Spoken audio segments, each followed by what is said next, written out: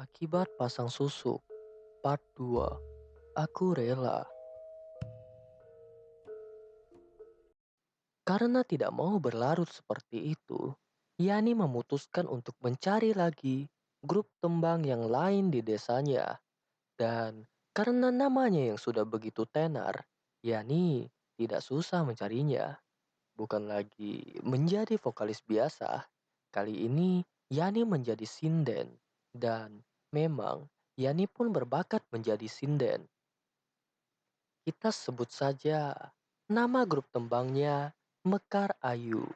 Setelah Yani masuk, nama Mekar Ayu yang semula kian redup, kini naik kembali dan pendapatan Yani pun kembali normal seperti semula. Seseorang menelepon Yani. "Halo Yan." Yani menjawab, "Iya, ini siapa?"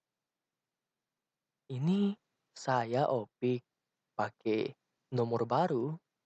Ternyata yang menelepon Yani adalah kawan lamanya Opik.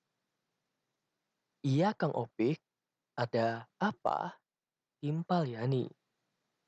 "Bisa ke rumah nggak? Ada yang mau diomongin nih." Jawab Opik. "Oh, bisa Kang. Nanti Yani ke rumah." Kata Yani. Opik masih dengan grup tembangnya yang dulu, meskipun penghasilannya tidak sebesar ketika ada Yani di dalamnya. Yani berangkat ke rumah Opik dengan menggunakan motor. Dia beranggapan mungkin ada job manggung. Jadi tidak apalah, dia terima sebagai pemasukan tambahan. Tapi ternyata Yani salah langkah. Bukannya job manggung yang Yani dapat, melainkan perilaku tak senonoh yang dilayangkan oleh Opik kepadanya. Opik memperkosa Yani. Yani awalnya menolak, tapi setelah diberi embel-embel imbalan uang dan bujuk rayu yang dahsyat, Yani dengan terpaksa melayani nafsu bejat Opik.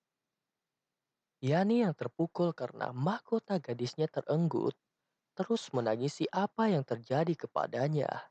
Sehingga suatu ketika Mekar Ayu kembali merekrut sinden baru yang lebih cantik dibanding Yani.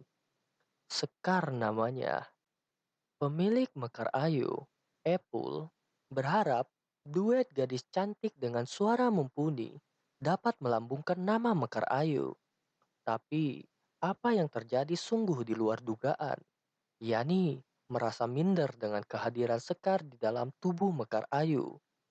Dari segi suara, tidak beda jauh dengan Yani, tetapi secara paras, Sekarlah yang berada di atas Yani, sehingga rasa minder Yani itu berbuntut pada performanya yang menurun.